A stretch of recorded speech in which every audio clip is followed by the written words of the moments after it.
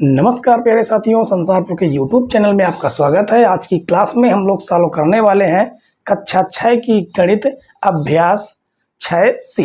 ठीक है, और इस चैप्टर को हम आज पूरी तरह से समाप्त कर देंगे। जितने भी क्वेश्चन है, एक एक क्वेश्चन को बहुत ही बेहतरीन तरीके से सॉल्व करेंगे। ठीक है, और आपका जो अभ्यास है उसका नाम है रेखीय समीकरण। तो देखिए यहाँ पर जो आपका पहला क्वेश्चन लिखा गया है, कहा गया सही विकल्प चुनिए। ठीक है, अब क्वेश्चन ए, बी और सी ये तीन क्वेश्चन दिए गए हैं और इनके हमें विकल्प छांटने हैं। पहले क्वेश्चन को सॉल्व करना है, उसके बाद विकल्प छांटेंगे। ठीक है, तो देखिए यहाँ पर क्या कहा गया कि किसी संख्या x और 7 का गुणनफल 28 है तो वह संख्या है। इसका मतलब ये है कि x और 7 का गुणनफल, देखिए समझिए, यहां पर हम सॉल्व करेंगे। ठीक है, x और 7, तो x और 7 का गुणनफल कहा गया कितना है, 28 है। अब देखिए ये गुणे से कहाँ जाएगा, भाग में जाएगा, तो 7 एक अन्नम 7, 7 चौको 28, तो x की वैल्यू कितनी निकल के आई, 4 निकल के आई। इसका मतलब है विकल्प आपका तीसरा राइट होगा। ठीक है, और उसके बाद बी नंबर में क्या कहा गया, किसी संख्या x में 5 से भाग देने पर भागफल 7 आता है तो वह संख्या है। तो यहाँ पर क्या कहा गया है, x में 5 से भाग देने पर, तो x में हम क्या करेंगे कि 5 से भाग देंगे तो हमें कितना प्राप्त हो जाएगा, 7 प्राप्त होगा। अब ये संख्या भाग से जाएगी गुणे में, तो भाग से यहाँ आ गई गुणे में, तो x की वैल्यू क्या प्राप्त हो जाएगी, 7 पना 35, यानी x की वैल्यू हमें प्राप्त होगी 35। ऑप्शन नंबर इसमें भी आपका तीसरा सही है। देखते हैं सी नंबर, यदि एक विषम संख्या 2x + 1 है तो दूसरी क्रमागत विषम संख्या क्या है। कहने का मतलब ये है, देखिए कोई भी एक संख्या x ले लीजिए, x में अगर 2 का मल्टीप्लाई करेंगे तो वह संख्या सम हो जाएगी। ठीक है, कैसी, सम संख्या जिसमें 2 का भाग चला जाए। तो आपके पास जो है 2x + 1 ये आपके पास एक संख्या है। अब ये आपकी सम होगी, एक जोड़ दिए तो विषम हो गई। तो मान लीजिए आपके पास 2x एक संख्या है, अभी तो ये सम है, इसमें एक तो हम पहले ही जोड़ चुके, कितना जोड़े तो क्यों फिर विषम बन जाए। तो अगर इसमें विषम संख्या 3 जोड़ दें तो वो विषम बन जाए, तो इसका मतलब है कि दूसरा नंबर आपका राइट होगा। ठीक है, उम्मीद है बच्चों की क्वेश्चन नंबर 1 के जितने भी क्वेश्चन थे तीनों वो आपको पूरी तरह से समझ में आ गए होंगे। ठीक है, समझ में आ गए हो तो वीडियो को लाइक कर दें और चैनल पर नए हो तो सब्सक्राइब जरूर कर लें। तो चलिए अगला क्वेश्चन हम लोग देखेंगे, क्वेश्चन नंबर 2। क्वेश्चन नंबर 2 देखिए बच्चों, इसमें कहा गया कि कुछ गणितीय कथनों को रेखीय समीकरण के रूप में अभिव्यक्त किया गया है, सही समीकरणों को छांटिए। ठीक है, तो देखिए पहला नंबर क्वेश्चन क्या कहा गया कि किसी धनात्मक संख्या के 2/3 और 1/3 में अंतर 7 है। चलिए मान लेते हैं, यहाँ पर देखिए पहला नंबर सॉल्व करना है। ठीक है, किसी धनात्मक संख्या क्या मान लेते हैं, x, धनात्मक संख्या के 2/3 मतलब 2/3, तो 2/3 इसको कर देते हैं 2/3, 2/3 और 1/3 किसका, उसी x का 1/3 मतलब 1/3 हो जाएगा। तिहाई में जो अंतर है वो कितना है, 7 है। अब ये समीकरण आपके पास होना चाहिए। तो देखिए क्या समीकरण प्राप्त है, 1/3x - 2/3x = 7, यानी होना चाहिए आपके पास ये, लेकिन लिखा गया है यानी उल्टा लिखा है, यानी कि ये वाला जो समीकरण है ये आपका सही नहीं है, ये आपका समीकरण सही नहीं है, ये नहीं होगा।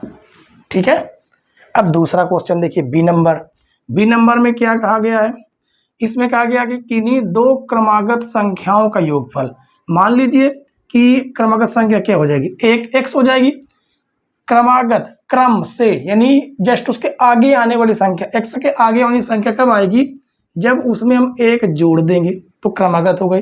कहा गया कि इस संख्या और इस संख्या का जो योग है वो कितना है, 27 है। तो हमारे पास यही संख्या प्राप्त होनी चाहिए। देखिए x + 1 = 27, तो इसका मतलब ये वाला जो समीकरण है ये सत्य है। उसके बाद सी नंबर देखते हैं। सी नंबर में कहा गया किसी संख्या के दुगने में, संख्या हमने क्या माना x या y मान लीजिए, वहां पर y माने हैं, ठीक है, हम y मान लेते हैं। दुगने, संख्या के दुगने में, इसके दुगने में अगर 8 जोड़ने पर योगफल कितना होना चाहिए 50। क्या हमें यही समीकरण प्राप्त है 2y + 8 = 50। तो ये वाला भी क्या है समीकरण सही है। अब उसके बाद लास्ट क्वेश्चन डी नंबर देखिए, इसमें क्या कहा गया किसी संख्या के 2/3 में, संख्या हमने क्या मानी x, उसका 2/3 यानी 2/3, 2/3 में 17 जोड़ने पर जोड़िए 17 जोड़ने पर योगफल 19 प्राप्त होता है, यानी ये समीकरण हमारे पास होना चाहिए। तो 2x + 17, यहाँ पर 17 नहीं, यहाँ पर 7 लिखा गया, नहीं यहाँ पर 17 है, ठीक है, यहाँ पर क्या है 17, एक गलती 7 लिख गया, ठीक है। तो आपका ये वाला भी समीकरण है, यहाँ पर भी आंसर आपका हो जाएगा है। तो उम्मीद है बच्चों कि आपको एक एक क्वेश्चन समझ में आ रहे होंगे। समझ में आ रहे हो तो एक बार थोड़ा लाइक तो कर दीजिए, ठीक है। चलिए अगला क्वेश्चन लोग देखेंगे, क्वेश्चन नंबर 3। क्वेश्चन नंबर 3 और 4 देखिए बच्चों, बहुत बेहतरीन क्वेश्चन है। इसमें कहा गया कि एक संख्या का 1/2 उसी संख्या के 1/4 से 15 अधिक है, संख्या ज्ञात कीजिए। देखिए जो चीज यहाँ पर पूछ ली हमें उसी को मान देना है, ठीक है। तो यहाँ पर लिखेंगे माना संख्या x है, ठीक है, हमने क्या मानना संख्या x है। अब लिखेंगे प्रश्नानुसार, इसका मतलब होता है कि प्रश्न के अनुसार जो प्रश्न ने कहा वही हम यहाँ पर करेंगे।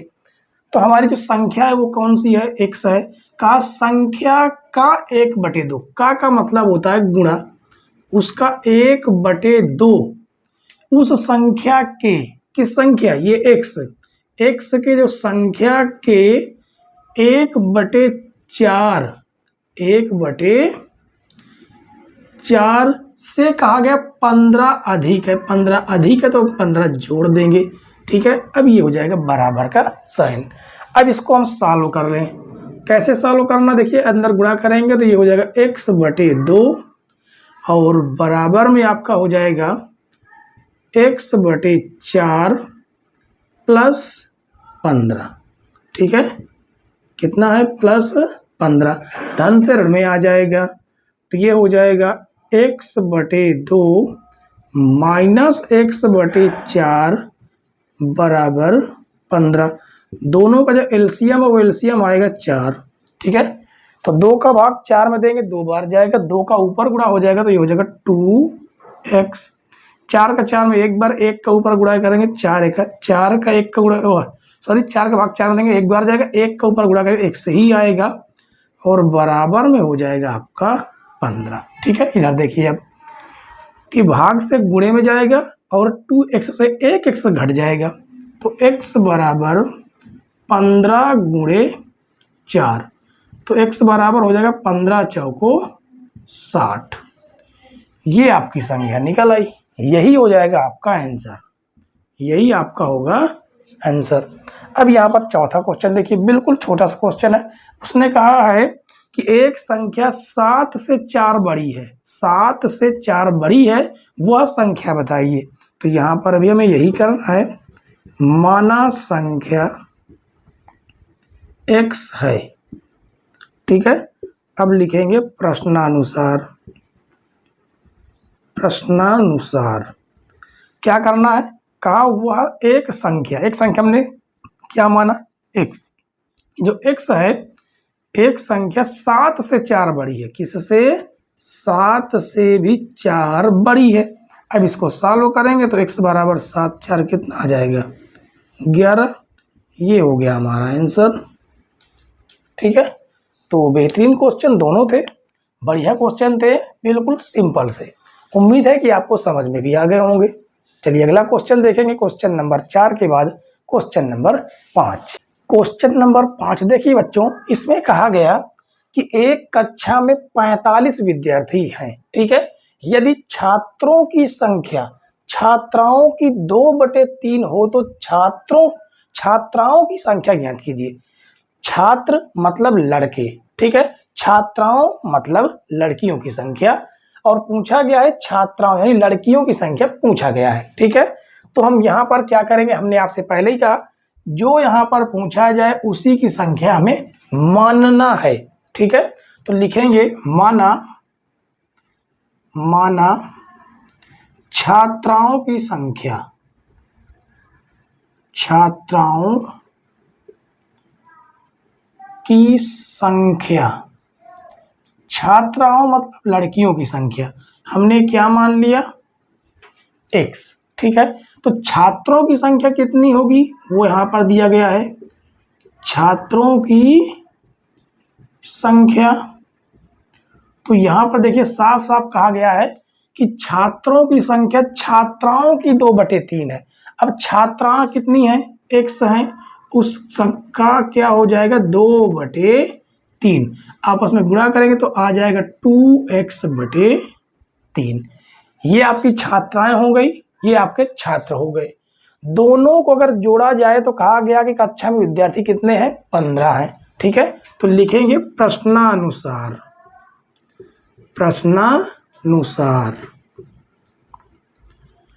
तो छात्राएं x हैं, छात्र आपके 2x/3 हैं, दोनों का योग कहा गया है कि 45 है, ठीक है।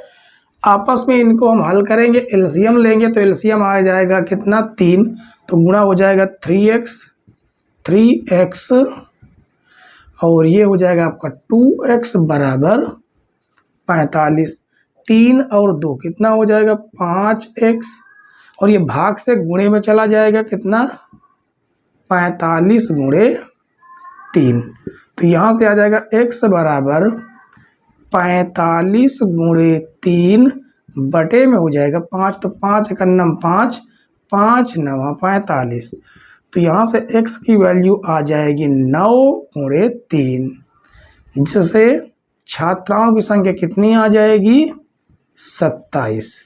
यही हमने माना था छात्राओं की संख्या, तो यहाँ पर लिख सकते हैं अतः छात्राओं की संख्या 27 होगी। अगर छात्रों की संख्या पूछा जाता तो x की जगह पर हम यहाँ पर कितना रख देते, 27 रख देते। यहाँ पर अगर क्या पूछा जाता छात्रों की संख्या तो x की जगह पर 27 रख दीजिए, 2/3 गुणे 27, तो 3 × 9 27, तो हो जाएगा 9 दूनी 18 आपके छात्र हो जाते। ऐसे भी कर सकते थे, अगर 45 छात्र हैं 45 में से 27 निकाल दीजिए, कितने बच जाएंगे, ठीक है 18 बच जाएंगे। तो इस प्रकार से भी आप कर सकते थे। तो उम्मीद है कि क्वेश्चन आपको समझ में आ गया होगा। अगला क्वेश्चन देखेंगे, क्वेश्चन नंबर 6। अगला क्वेश्चन देखिए बच्चों, इसमें कहा गया कि एक संख्या के 1/3 भाग में से उसका 1/4 भाग घटाने पर 4 शेष है, बताइए संख्या, ठीक है। तो देखिए यहाँ पर क्या पूछा गया, हमसे संख्या पूछा गया है, तो संख्या को ही हम मानेंगे, ठीक है। तो लिखेंगे माना संख्या x है। अब हम करेंगे क्या, यहाँ पर हेडिंग डालेंगे प्रश्नानुसार। तो संख्या के 1/3 भाग में से, देखिए संख्या क्या है x है, संख्या k का मतलब k का की का, ये सब क्या है गुणा है एक प्रकार से, ठीक है। तो संख्या के 1/3 भाग में से, इस भाग में से क्या किया गया, उसका 1/4 भाग घटाने पर, किसका भाग का 1/4 भाग घटाने पर हमें केवल क्या प्राप्त हो रहा, 4 शेष बच रहा है, ठीक है। अब इसको हम आराम से सॉल्व करेंगे तो ये आ जाएगा x/3 और -x/4 बराबर में दिया गया है 4। दोनों का एलसीएम कितना आ जाएगा 12 आ जाएगा, 4 का गुणा इधर कर देंगे तो ये हो जाएगा 4x, -3 का गुणा इधर करेंगे तो 3x बराबर 4। तो ये भाग से गुणे में चला जाएगा और बचेगा हमारे पास 4x - 3x बराबर 4 गुणे 12, तो 4x से 3x जाएगा तो 1x बचेगा और 12 चौको 48। तो हमें x की वैल्यू क्या प्राप्त हो गई 48, और हमने माना क्या था, संख्या ही माना था x, यानी कि x की वैल्यू 48, यानी यही होगा हमारा आंसर। ठीक है, उम्मीद है बच्चों की क्वेश्चन आपको एक एक पॉइंट बेहतरीन तरीके से समझ में आ रहे होंगे। समझ में ना आ रहे हों तो हमें कमेंट्स बॉक्स में ज़रूर आप आंसर दीजिए कि सर आपका बताया हुआ थोड़ा से कम समझ में आता है। ठीक है, हम आपको बेहतरीन से बेहतरीन समझाने का प्रयास करेंगे। चलिए अगला क्वेश्चन हम लोग देखेंगे, क्वेश्चन नंबर 6 के बाद क्वेश्चन नंबर 7। क्वेश्चन नंबर 7 देखिए बच्चों, इसमें कहा गया कि आदर्श, डेविड और हामिद का कुल भार 44 किलोग्राम है। ठीक है, यदि डेविड का भार आदर्श के भार से 1.3 किलोग्राम अधिक एवं हामिद के भार से 2.1 किलोग्राम अधिक हो तो तीनों का अलग अलग भार ज्ञात कीजिए। तो देखिए सबसे पहले इसमें किसके बारे में कहा गया, डेविड के बारे में। ठीक है, तो हम डेविड का भार मान लेंगे, तो लिखेंगे माना डेविड का भार, डेविड का भार क्या मान लेते हैं, x मान लेते हैं। ठीक है, अब हम आदर्श का भार निकालेंगे, क्या लिखेंगे, आदर्श का भार। ठीक है, अब इसको कैसे निकालें, देखिए संख्या के रूप में समझिए। मान लीजिए कि डेविड का भार हम कह दें कि 20 किलोग्राम है, कितना, 20 किलोग्राम मान लेते हैं कि डेविड का जो भार है 20 किलोग्राम है। आदर्श के भार से 1.3 किलोग्राम, हम कह दें कि आदर्श के भार से ये मात्र 5 किलोग्राम वजन का है। किसके, आदर्श के भार से कितना किलोग्राम अधिक का है, 5 किलोग्राम का। तो आप कहेंगे जब ये 5 किलोग्राम अधिक है, इसका मतलब ये है कि आदर्श का जो भार है वो 15 किलोग्राम होगा, यही कहेंगे आप। तो यहाँ पर भी वही प्रक्रिया अपनानी है कि क्या करेंगे कि हम आदर्श के भार से कितना घटा देंगे, जितना वजन है उतना हम घटा, ज़्यादा है उतना हम घटा देंगे, तो बचेगा हमारे पास मात्र आदर्श का भार। ठीक है, ये किलोग्राम में है, क्या है, किलोग्राम में। उसके बाद हामिद का भार लिखेंगे, हामिद का भार। अब अगर हम ये कह दें कि जो डेविड है वो हामिद के भार से मात्र 2 किलोग्राम ज़्यादा है, 2 किलो ज़्यादा है, 2 किलोग्राम, इसका मतलब ये है कि किसका वजन, हामिद का भार अगर हम ये कह दें कि डेविड का भार है हामिद के भार से मात्र 2 किलोग्राम अधिक है, इसका मतलब ये होगा कि हामिद 18 किलोग्राम का होगा, तभी तो 2 किलोग्राम अधिक का होगा। तो इसका मतलब हम क्या करेंगे कि x से क्या घटा देंगे, जितना अधिक है उतना हम घटा देंगे, तो हमारे पास हामिद का निकल आएगा। ठीक है, अब लिखेंगे प्रश्नानुसार।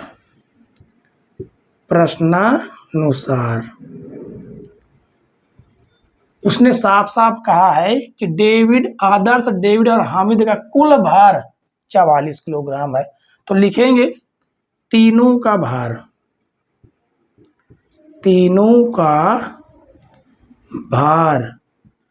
बराबर 44 किलोग्राम। ठीक है, तो पहला हो जाएगा आपका x, दूसरा हो गया आपका x माइनस 1.3 और तीसरा हो जाएगा x माइनस 2.1, कितना है, 44 किलोग्राम। x और x कितने हो गए, 3x हो गए। ठीक है, उसके बाद 1.3 और 2.1 आप जोड़ लीजिए, तो जोड़ेंगे क्यों जोड़ेंगे कि माइनस का ये भी है, माइनस का ये भी है, तो माइनस का आएगा 3 और 1, ये हो जाएगा 4, दशमलव लगा देंगे, 2 और 1 कितना हो जाएगा 3, बराबर में कितना है 44। तो यहाँ से हमें x की वैल्यू निकाल लेनी है पहले, तो x की वैल्यू निकलेगी क्या, 44 ऋण से धन में चला जाएगा, तो हो जाएगा 3.4 4, तो यहाँ से आएगा x बराबर, अब इसको आप सॉरी माइनस से प्लस में जाएगा, ठीक है। तो 44 में 3 जोड़ दीजिए, 44 3 47, यानी कि 47.4 किलोग्राम। ये x की वैल्यू निकल गई, x मतलब डेविड का भार निकल के आया, ठीक है। तो अब यहाँ पर हम लिखेंगे डेविड का भार, डेविड का भार कितना निकला है? 47.4, 47.4 किलोग्राम। अब हम आदर्श का भार निकालेंगे तो लिखेंगे आदर्श का भार। क्या करना है? x की जगह पर आपको रख देना है 47.4 माइनस कर देना है 1.3, तो 1.3 माइनस करेंगे तो क्या प्राप्त होगा? 4 से 3 घटाएंगे तो 1 आ जाएगा, दशमलव लगा देंगे, 7 से 1 घटाएंगे 6 और ये हो जाएगा 4, तो 46.1 किलोग्राम आपके आदर्श का भार आ जाएगा, ठीक है। और उसके बाद बचता है हामिद, तो लिखेंगे हामिद का भार, हामिद का भार कितना है? x माइनस, x की जगह पर रखेंगे 47.4 माइनस 2.1, 2.1 घटाएंगे, 4 से 1 जाएगा तो हो जाएगा 3.7 से 2 घटाएंगे तो 5 आ जाएगा और ये आ जाएगा आपका 4 किलोग्राम। देखिए तीनों का भार हमने अलग अलग बेहतरीन तरीके से सॉल्व किया। उम्मीद है कि आपको ये क्वेश्चन समझ में आ गया होगा। समझ में आ गया हो तो इस पर तो एक लाइक कर दीजिए, ठीक है। चलिए अगला क्वेश्चन हम लोग देखेंगे, क्वेश्चन नंबर 7 के बाद क्वेश्चन नंबर 8। क्वेश्चन नंबर 8 देखिए बच्चों, इसमें कहा गया कि 2 अंकों की एक संख्या के अंकों का योगफल 4 है। यदि दहाई के अंक से इकाई का अंक घटा दिया जाए तो शेष 2 है, संख्या ज्ञात कीजिए। तो देखिए हमें क्या करना है, संख्या कैसी संख्या है? 2 अंकों की एक संख्या मान लेते हैं। चलिए मान लीजिए ये कितना है? 52 है। अब इसमें इकाई भी है दहाई भी है, तो इकाई का अंक क्या होगा, दहाई का अंक क्या होगा, वो तो हमें मानना ही पड़ेगा, ठीक है। तो यहाँ पर मानेंगे इकाई का अंक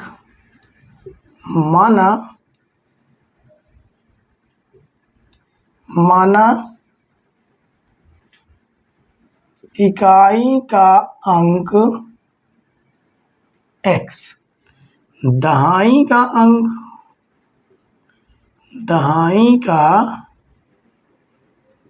अंक क्या हो जाएगा? y। तो संख्या हमारे पास क्या बनकर आएगी? संख्या दहाई y है, इकाई x है, ये संख्या हमारे पास बनकर आएगी, ठीक है। तो अब उसके बाद हमें क्या करना है, लिखेंगे प्रश्नानुसार। प्रश्नानुसार नहीं, इस बार लिखेंगे प्रथम शर्त से। क्या लिखेंगे? प्रथम शर्त से। अब ये प्रथम शर्त क्या है? प्रथम शर्त मतलब पहली बार कही गई बात। क्या कही है? 2 अंकों की एक संख्या के अंकों का योगफल 4 है। तो अंक कौन है? x और y है, तो उन्हीं के अगर हम अंकों को जोड़ दें तो उनके अंकों का योगफल 4 है, ये हो जाएगा समीकरण 1। अब लिखेंगे द्वितीय शर्त से। इस बार क्या कहा गया? दहाई के अंक से। दहाई का अंक कौन सा है? y है। दहाई के अंक से इकाई का अंक घटा दिया जाए, तो ये लीजिए घटा दिया जाए तो शेष हमारे पास क्या प्राप्त होता है? 2। ये आपका समीकरण क्या बन गया? 2 बन गया। या एक काम ये कर सकते हैं, इसको समीकरण 2 ना बना के यहाँ से इस x को हम पहले लिख लें, -x और प्लस का y बराबर 2। ये हो गया समीकरण 2। बिल्कुल कर सकते हो। यहाँ से एक काम ये भी कर सकते हो कि यहाँ से y की वैल्यू आप निकाल सकते हो इस प्रकार से। चलिए हम ऐसे ही बता देते हैं, ठीक है। तो यहाँ से y की वैल्यू अगर हम निकालेंगे तो हमें प्राप्त हो जाएगा 2 + x। इसे हम बना देते हैं समीकरण 2। अब क्या कहेंगे कि y का मान समीकरण 2 से समीकरण 1 में रखने पर, ठीक है, तो लिखेंगे y का मान समीकरण 2 से समीकरण 1 में रखने पर, ठीक है। चलिए रख देते हैं, यहां से मान उठाएंगे, यहां पर रखना है, तो x प्लस y की वैल्यू कितना है 2 + x बराबर 4। तो x और x कितने हो जाएंगे 2x हो जाएंगे और प्लस 2 बराबर 4।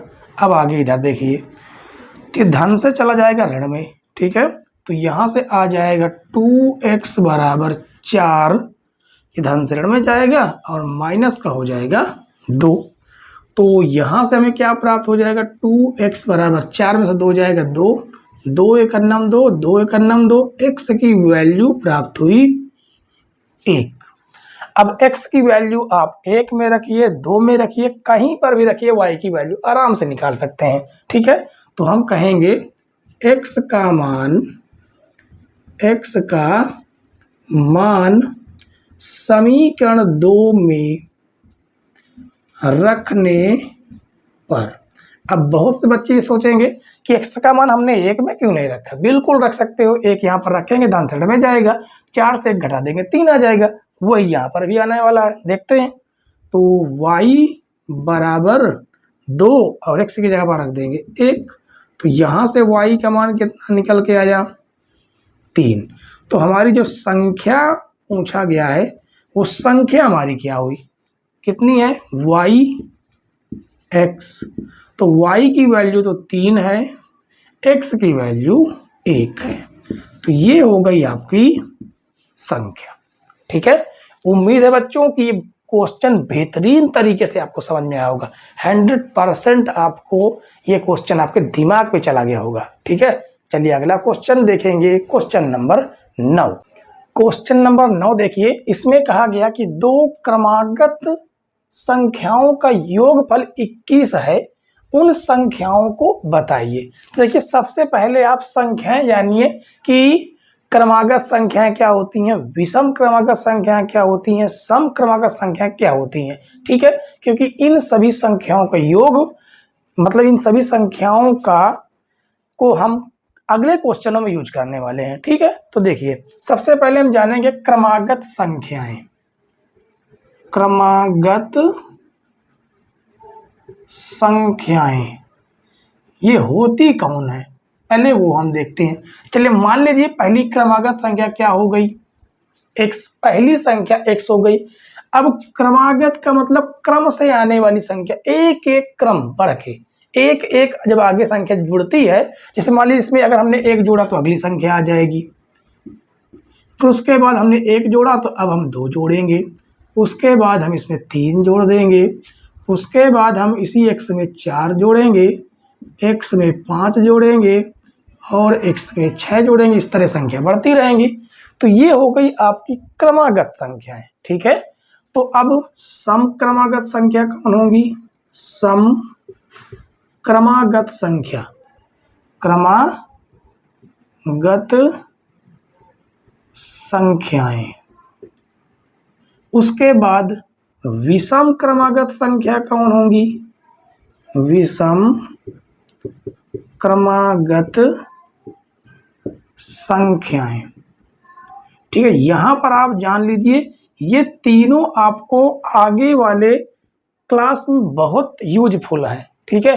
तो इसकी नंबरिंग कीजिए, किसकी, ये जो हमने लिखा है ना इसके आप नंबर लिखिए। नंबर कैसे लिखेंगे, ये हो गया आपका 1, ये हो गया 2, ये हो गया 3, 4, 5, 6, 7, ठीक है। अब इसमें बताइए आपको सम संख्या कौन दिख रही है। इस प्रकार से तो आप समझ नहीं सकते कौन सी सम कौन सी विषम है, ठीक है। अब इस प्रकार से समझिए, तो सम संख्या ऐसी संख्या जिसमें 2 का भाग चला जाए। तो देखिए इसमें 2 का भाग जा रहा है, ये आपकी क्रमागत सम संख्या होगी। ठीक, तो x प्लस 1 उसके बाद हो जाएगी x प्लस 3 और हो जाएगी x प्लस 5। ये आपकी क्रमागत सम संख्या है। विषम कौन सी हो जाएगी? आपकी x हो जाएगी और उसके बाद x प्लस 2 और x प्लस 4 और हो जाएगी x प्लस 6। ये आपकी विषम क्रमागत संख्या है। ठीक है, इनको आप नोट कर लीजिए, उसके बाद हम क्वेश्चन को सॉल्व करेंगे। ठीक है, तो चलिए, उम्मीद है कि आप पेन कापी लेकर बैठे होंगे और आपने इसको नोट कर लिया होगा। अगर आप पेन कापी लेकर नहीं बैठे हैं तो आप इसकी स्क्रीनशॉट ले सकते हैं। ठीक है, तो चलिए इस क्वेश्चन को हम सॉल्व करेंगे। तो यहाँ पर सबसे पहले हम लिखेंगे माना। अब माना क्या कहा गया? 2 क्रमागत संख्याओं का योगफल 21 है। ठीक है, क्रमागत संख्या, तो माना क्रमागत संख्याएं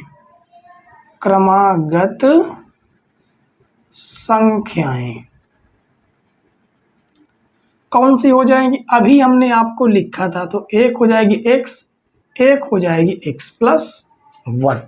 ठीक है, चाहे तो हम एक बार इसको दोबारा पूरे लिख सकते हैं। ठीक है, चलिए क्रमागत संख्या हम लिख देते हैं पूरी, एक तरफ से लिख देते हैं पहले, तो आपको ज्यादा समझ में आएगा। तो ये हो जाएगा x प्लस 3, x प्लस 4 और हो जाएगा x प्लस 5। बस इतनी बहुत है। ठीक है, तो अब हम यहाँ पर क्या कहा? 2 क्रमागत, तो लिखेंगे 2 क्रमागत संख्याएं। दो क्रमागत संख्या क्या लिखना? क्या सीधे सिंपल सा सीधे हेडिंग डालते हैं प्रश्नानुसार। अब यहाँ पर आप देख ही रहे हैं 2 क्रमागत, पहली दूसरी, इसमें सम विषम के बारे में कहा नहीं है। तो प्रश्नानुसार क्या कहा है कि 2 क्रमागत संख्याओं का योगफल यानी x प्लस और x प्लस 1 दोनों का योगफल 21 है। ठीक है, तो x और x कितना आ जाएगा? 2x, ये धन से ऋण में चला जाएगा, तो 21 माइनस 1, तो 2x बराबर 21 से 1 जाएगा 20, 2 1 2 0, तो x की वैल्यू कितनी आ गई? 10। तो लिखेंगे 2 क्रमागत संख्याएं, 2 क्रमागत संख्याएं हमने क्या मानी थी? एक थी x प्लस 1, तो x की वैल्यू तो 10 हो गई, 10 में 1 जोड़ेंगे 11 हो जाएगा। ये होकर जाएगा आपका आंसर। ठीक है, ये आपका क्वेश्चन नंबर 9 का आंसर है। तो थोड़ा सा क्वेश्चन नंबर 10 और 11 भी इसी समय देख लेते हैं। तो देखिए 10वां नंबर क्वेश्चन, 10वें नंबर क्वेश्चन में कहा गया कि 2 क्रमागत, यहाँ पर कहा है सम संख्याओं का योगफल कितना है? 30 है। उन संख्याओं को बताइए।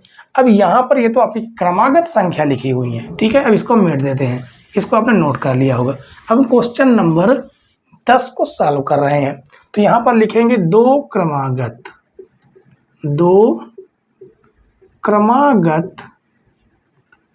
सम संख्याएं कौन सी होगी? ये आपका पहला नंबर, दूसरा नंबर, तीसरा नंबर, चौथा नंबर, ये 5वां नंबर है, 6वां नंबर। हमें केवल 2 क्रमागत संख्याएं चाहिए, वो भी सम संख्या। तो एक तो हो जाती है आपकी x प्लस 1 और दूसरी हो जाती है आपकी x प्लस 3। ठीक है, अब लिखेंगे यहाँ पर प्रश्नानुसार करना क्या है? योगफल कहा दोनों का 30 है, यानी कि हमें x प्लस 1 और x प्लस 3 दोनों का योग कहा गया है कि 30 है। तो x और x कितना हो जाएगा? 2x, 3 और 1 कितना हो जाएगा? 4, बराबर में हो जाएगा आपका 30। तो यहाँ से हो जाएगा 2x बराबर 30 माइनस 4, तो 2x बराबर 30 से 4 घटा दीजिए, कितना आ जाएगा, 26 आ जाएगा। ठीक है, तो 2 एक अन्नम 2, 2 एक अन्नम 2, 2 त्याई 6, तो x की वैल्यू कितनी आ गई, 13 आ गई। ठीक है, और हमसे संख्याएं क्रमागत संख्या पूछी थी, वो भी कितनी, 2। तो 2 क्रमागत संख्याएं हमने क्या मानी थी, एक थी x+1 और एक थी x+3। तो x की वैल्यू तो प्राप्त हुई है 3 + 1, एक ये हो जाएगी 13 और +3, 13 और 1 कितना हो गया, 14। अब 13 और 3 कितना हो गया, 19। तो 14 और 19 ये दोनों 16, 13 3 कितना हो जाएगा, 16। ये दोनों जो है आपकी क्या है, क्रमागत 2 सम संख्याएं हैं जिनका योग 30 है। दोनों को जोड़ लीजिए, 30 निकल के आ जाएगा। ठीक है, उसके बाद 11 नंबर क्वेश्चन देखिए। 11 नंबर क्वेश्चन में थोड़ा सा चेंज है, यहाँ पर कहा गया है कि सम की जगह पर क्या है, विषम है। सम की जगह पर क्या है, विषम संख्या दी गई है।